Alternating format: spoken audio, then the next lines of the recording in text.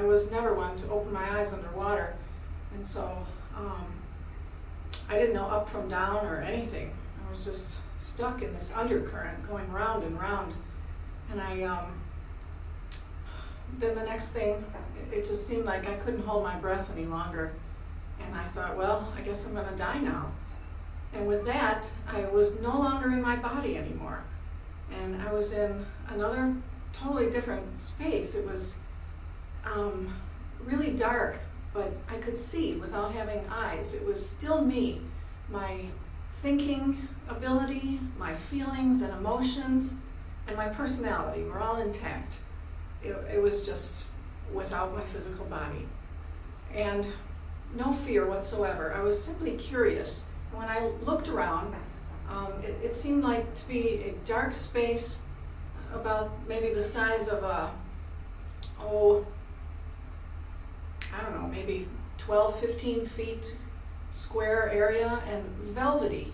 It had a velvety, soft feeling to it. And I just kind of was looking around. I really didn't see anything, and until I looked off to the kind of upper left area, and I saw this pinpoint of light, and I became very curious, and I started to move in that direction.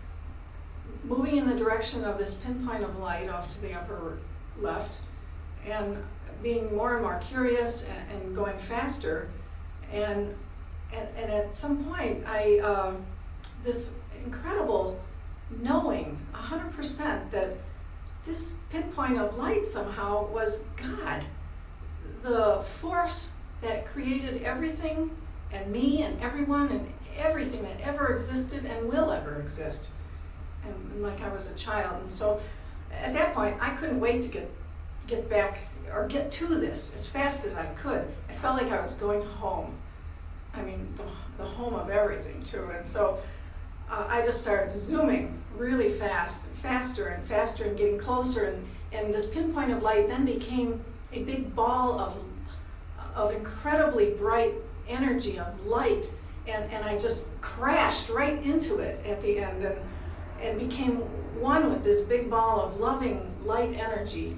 It was really comprised of the most incredible feeling of love you could ever possibly imagine. Just indescribable, the enormity of this feeling of love, unconditional love, and at the same time just bliss and joy, and I get really tingly feeling all over whenever I think of this. It's just so beautiful. And just ecstasy, just beyond anything you can imagine here on earth. It's way beyond that. And so I became full, so full of it. And when I felt like there was no room for any more, we started to pull apart a little bit and be separate. And it really strongly felt like this is my father and I'm a child. And then I was just full of questions. Every question I ever had was answered. It was asked, and I received the answers to all questions I have ever had. And our communication was like telepathic. It was words I could hear, but it wasn't with using my mouth or anything, so there wasn't the physical stuff. So anyway, what I said was, well, what are we going to do now? And God said, well, we're going to look at the life that you just left. And I thought, oh, something serious. Okay. And there appeared, like off to the left, it looked like a TV screen. And God had control of the remote. And what was going to start playing was my life that I just left. And so as I began to watch this, I then became involved in it in a completely different way than just one-dimensional watching it. I was part of it. I was reliving it again, but from a multi-dimensional aspects. I was me again, but I was also the person I was involved with, whatever interaction. And so what was happening was we were stopping at significant learning events in my life. And God had to really ask me some questions, like, what did you learn from this now? An okay thing. It's really being on earth is a series of of learning experiences. I feel like it was a place for me to feel safe and get a hot soup. And, I lived on the street until I was 16. And it's a formative part of my life. And really, I feel important to tell in this context because it was really coming out of that existential terror that really led me to being a healthy person and going back to school and taking leadership in my life. In fact, becoming a CEO, but more importantly, even in today's world, sharing my journey and being able to support other people along their path. I knew I was having lung collapse because of the pain and the inability to breathe, but something else was going on which terrified me. So I called 911. That's because I was having what they call a tension pneumothorax, where my esophagus and my thorax was pressing against my heart. And thankfully I called 911 because I passed out, and when they got here, my heart was not beating, I was not breathing. They said I was about 3 minutes of having to resuscitate me. When I finally did come to, I came to in the ambulance. We were rushing to the hospital. Thankfully, I had called them. My little ones were under the kitchen table, sort of hiding there when the ambulance came in.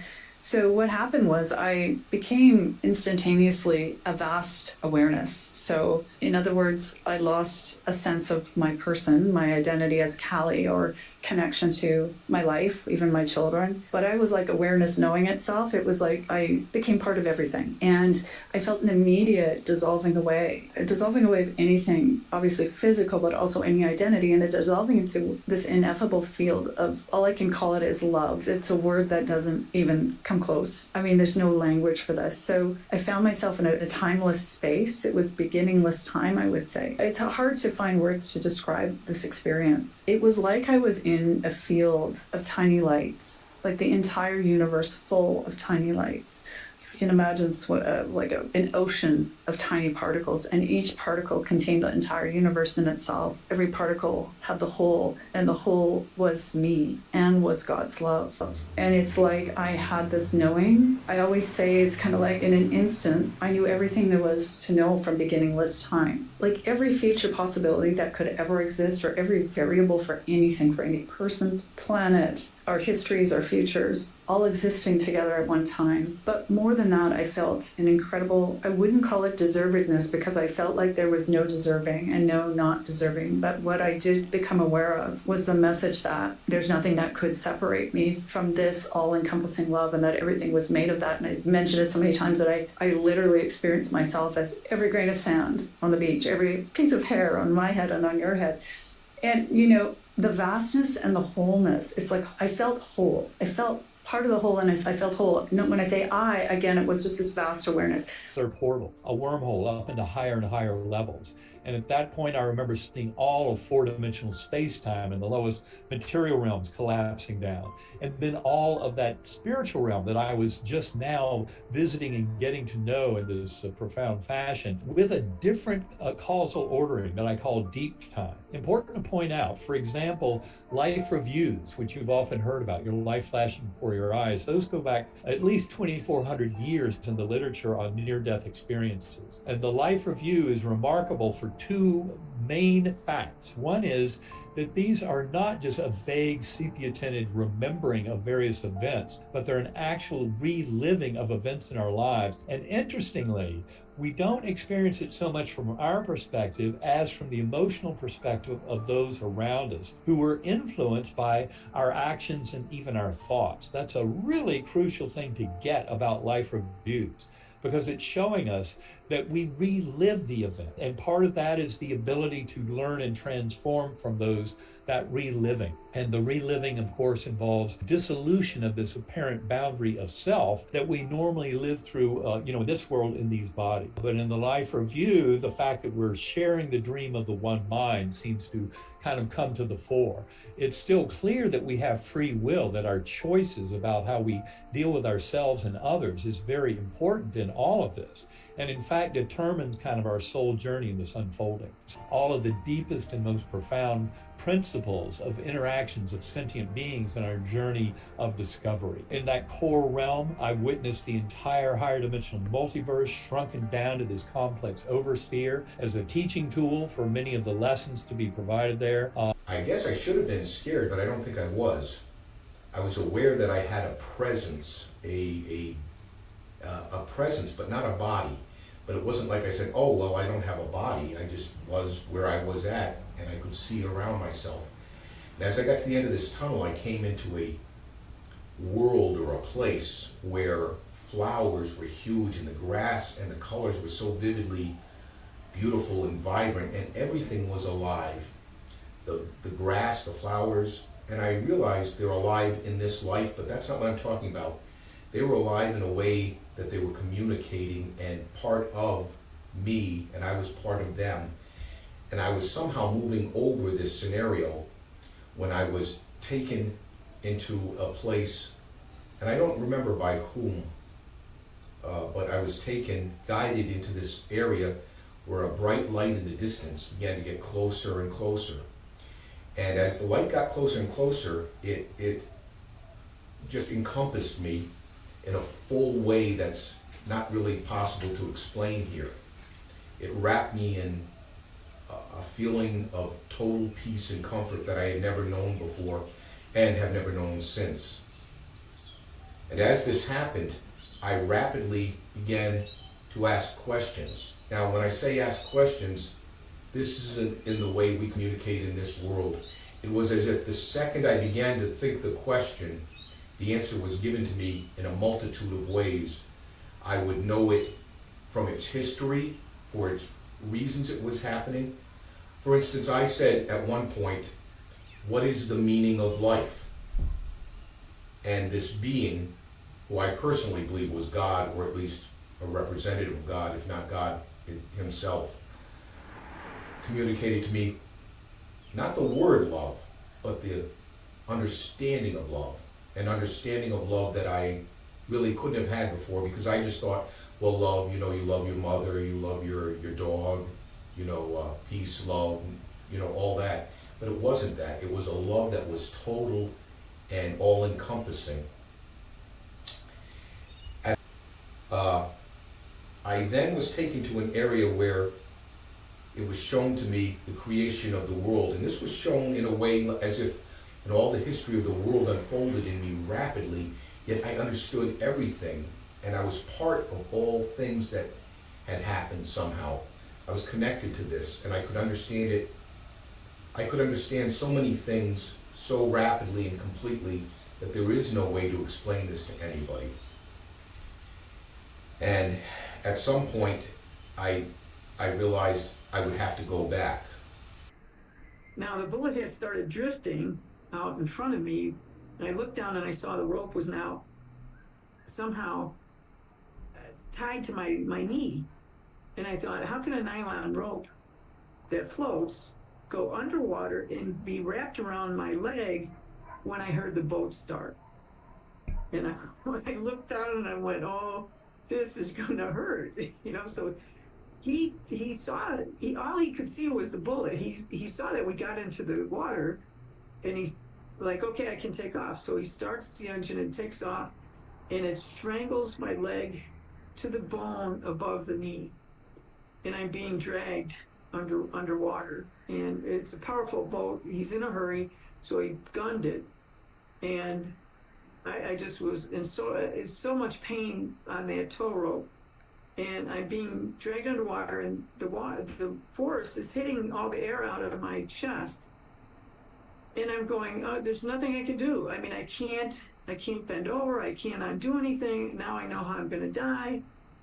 Where are they going to have the funeral? Will they have it in New York? Will they have it in Arizona? I'm thinking these kind of thoughts when all of a sudden I popped out of my body. And that was shocking to me. I was like, what is happening? So I felt like I went through this veil, like as thin as saran wrap, and I popped out, and all kinds of things began happening. And I said, oh, I'm dead. Oh, like, geez.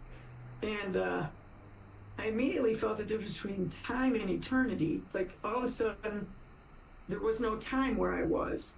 And I don't know how to explain that concept. If you had other NDEers try to explain that.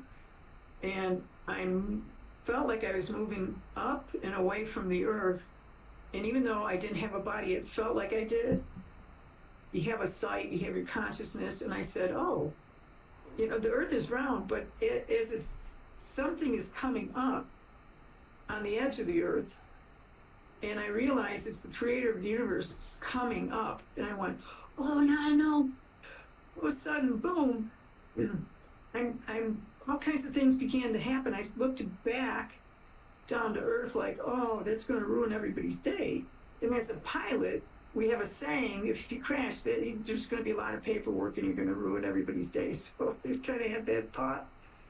And some being, not God, said, don't worry. And as soon as they said that, I didn't worry. It's like the earth vanished, everything below me was vanished, and I was just looking ahead, forward, in the now. Everything is in the now, right now. And I'm on my way up, and I'm gonna meet the creator of the universe. And I said, oh my God, you're the creator of the universe. And so telepathy is not like here, like I'd say, Danny, what am I thinking? Telepathy. And you have to think what I'm thinking. There, it's instant. It's God is saying something, and I'm saying something, and I hear him, and he hears me all at the same time, even though there's no time. This weird kind of telepathy. And I said, you are the creator of the universe, as he says, I am the creator of the universe. And I could feel this love that I think every NDEer talks about love beyond comprehension. It was like the greatest love. And I'm coming up close to him, and I kind of leaned in, and I could feel like this hug. And how he presented himself to me is like, all I can say is the Aurora Borealis, this big energy field, crackling alive energy. It wasn't the old man in the sky. And there's no need for gender over there, so it wasn't a he or a she or an it. It was the creator of the universe. And I had this kind, you start gaining all this knowledge, but the love, it felt like it was shooting through me, encompassing me. It was beyond belief. And I'm just, getting this hug, and I'm getting this knowledge, and I hear God say, well, Donna, what would you like to do? And I could see a line, or it felt like there was a line to my right, a line across that was like a demarcation line where I'm dead, I'm drowned, but I'm not dead. I'm drowned, I'm dead, but I have a chance to go back. There's a beautiful scenic drive along the ocean, and we decided to start there and head down the ocean. The last words I remember were, watch this. The next thing that I can remember is being in an ambulance. I'm in excruciating pain. I can sense that I can't see out of an eye. My back feels very odd. I can't figure it out. My jaw, I can't feel my jaw. The next thing I can remember is that there's a huge light over me. I'm on a table. And this voice says, do you know your name? Do you know where you are? I know my name, but I don't know where I am. The next thing I remember, I'm in a hospital bed. And I'm beginning to understand the severity of this accident. The entire right side of my face has been crushed in. My jaw has been pulled off. My eye has been pushed in my head.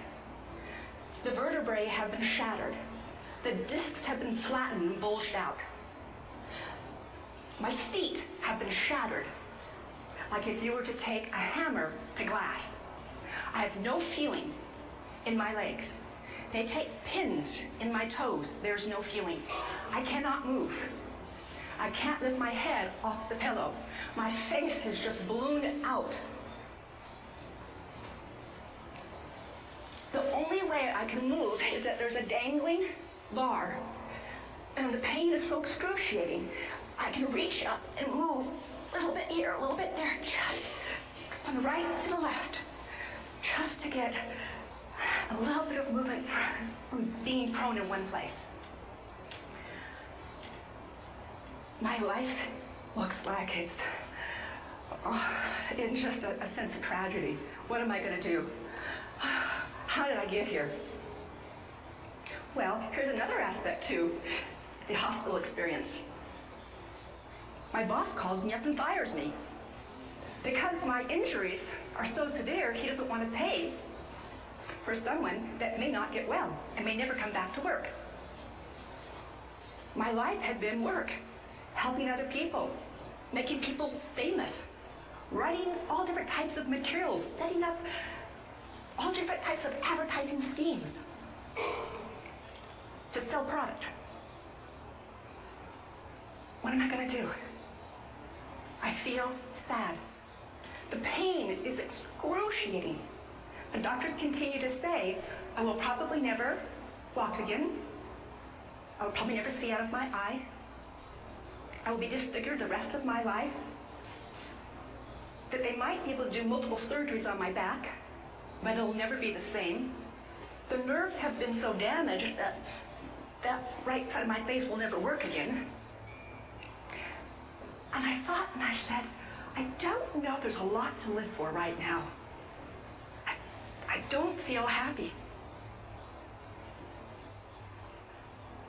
And in that thought of absolute sadness and feeling I want to just give up hope, a presence entered into the hospital room. It was a loving presence, and it filled the room. And it was of, again, love. And telepathically it said, if you want to let go, it will be okay. It was so loving and inviting, and the pain was again so excruciating. I said yes. Instantly, I was in another realm. It was all dark, but perfect. There was no time. It was all perfect, and it was a pinpoint of light. And my first thought was, I did it! I'm dead! I did it! I did it! I did it! No pain, don't have to worry about work, bosses, schools, people, handling things. I was just, I'm dead, I'm dead. So here I am, and in a pinpoint of light. And my next thought was, okay, I'm dead. What's next? Waves. I could sense waves of energy were rolling through me, to me. And there was like a thunderous sound, waves of energy. And when they passed through me, I became the knowledge. It wasn't as if it rolled through me and then went.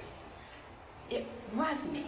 It is that wonderful feeling of knowing everything, of knowing all. But probably the most important aspect of it is that it was filling me with love. I wasn't aware of it at the time, just that in awe, Earth seemed to fall away. I said, was I alive? Was there Earth, or did I once go to school and I had parents? And it starts to just go away, start to forget, and this beautiful, timeless space of perfection. And I thought, well, what's next? The waves of energy continue to fill me with knowledge. And again, feeling this perfection. Then a massive light appeared. I am a little speck, and this huge light appears. And the awareness was, oh my gosh, that light has been there all this time. Since there's no time, it could have been felt like 1,000 years, 2,000 years, but my consciousness hadn't been high enough. It had always been there, but I couldn't see it. But now that I've raised my consciousness, it was like a tractor beam, and I was being pulled into it. As I got closer and closer and closer, beginning to merge into it, just getting to merge into it, I had this overwhelming knowingness. It's me. It's me. That light's me. I'm coming home. It's me. This sense of joy and, oh boy, this is, wow. And I merge with it.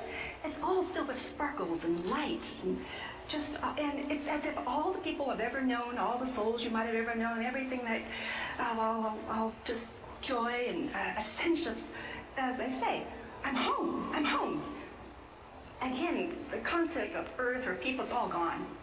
And as I am reveling in, again, more knowledge, more love, the amount of love that I had before, imagine it's now hundreds of thousands of all this, you call it souls or love. And then the life reviews begin. Why do I even exist? And as soon as I had that thought, I started to feel this warming come over me. And then I started to see everything good that I ever did in my life. Everything. From the simplest to the greatest. I saw every little thing that I did good and in service of others.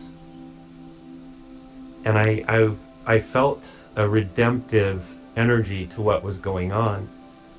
And I felt the tremendous power of this love just overcoming me. And I could feel that it was coming from behind me. So I turned away from the body. I turned away from all that I'd been watching. And I turned to see this man all dressed in white. He had kind of a robe thing on, but he also had a suit. But it was all white. He had a beautiful white hair, long white hair. He had pristine eyes. His eyes, when they looked at me, they felt like they were giving me a hug. And my first thought was, this must be God. And as soon as I thought that thought, I heard in this man's voice, in my own mind, I heard, no, son, I'm not God. And my follow-up was, it must be Jesus then. And he responded, no, son, I'm not Jesus. And he explained, his name is Drake. He was there to be my guide. He was there to help me go wherever I wanted to go. I could go back to my body. He could help me get back into my body. Or he could help me go wherever I wanted to go. And when that option was put before me, I kept thinking about this tremendous love I was feeling from him. And I knew for a fact that's what I wanted. I didn't want to go back to my body. I wanted to go towards this love that I was feeling coming from him. So I asked him, where is this love? Where's this power that's coming through you coming from? And he explained that it was coming from my home, from his home, from our combined home. And so I told him that's where I want to go. I want to go home. And he explained that this journey of going home, it was not going to be the easiest thing, but it would be well worth the journey. Well worth the progress of going on this journey. But I trusted that there was a purpose to it. I could feel just divine purpose to it completely. And that's when Drake showed me that there's purpose in evil. That if you take away the possibility of evil, you take away the possibility of making choices. And that for us to have the ability to choose, there has to be the option for evil as one of those choices. But for every one of us that chooses evil, there are many thousands that choose good. And that got me to the last principle that Drake taught me. He taught me that we are all one. He showed me the principle of the hand. That we are all one. We're all many fingers on the Creator's hand. That as we embody this knowledge, that if we hurt or harm another, we're only hurting and harming ourselves. And at that point, I noticed that in our progress, we had made it to a place, a sacred place. And in this sacred place, I could see as if I found my true and everlasting home. I found the place I had always yearned to go without even remembering that I was from there. I felt the consciousness of that everything in this space there, in the space of our home, everything there is light within it. That light is not some outside external force, it's an internal force in all things there, in all of creation, including myself. I looked down and I noticed that I was light. But that's what I realized, that there was this supreme loving consciousness woven together with, and it absolutely loved me. And, I grew up in a pretty rough upbringing. I didn't feel like I deserved that kind of love. And that's when I had a realization that none of us could deserve it. It's being given to us because we are creations of the Creator. We are the artwork. I popped out of my body, frozen, cold, shivering, shaking, and in a minute, what I call a moment of no time, I'm now in a tunnel, and I'm looking around, and I'm not cold, I'm not freezing, I can breathe. I'm in a body, but I don't recognize the body. And I look around, and I see down in the as I'm looking over to the left, I can see down at the bottom of the lake, there's my body. And I'm saying, well, that's strange because I couldn't see down it, but I see it. And then I look away, and I was not concerned. And I turn in the other direction, and I see the tunnel, and at the end of the light of the tunnel is a bright light. And as I look at the light, it's so bright, I say to myself, this thing should be burning my retinas. This is the brightest thing I could ever imagine. It's like 1,000 suns all exploding at the same time. And then I'm drawn, I'm pulled into the tunnel, like by a gentle magnet. And I'm pulled into the tunnel. Moment of no time, I'm now in a giant sphere, in a ball.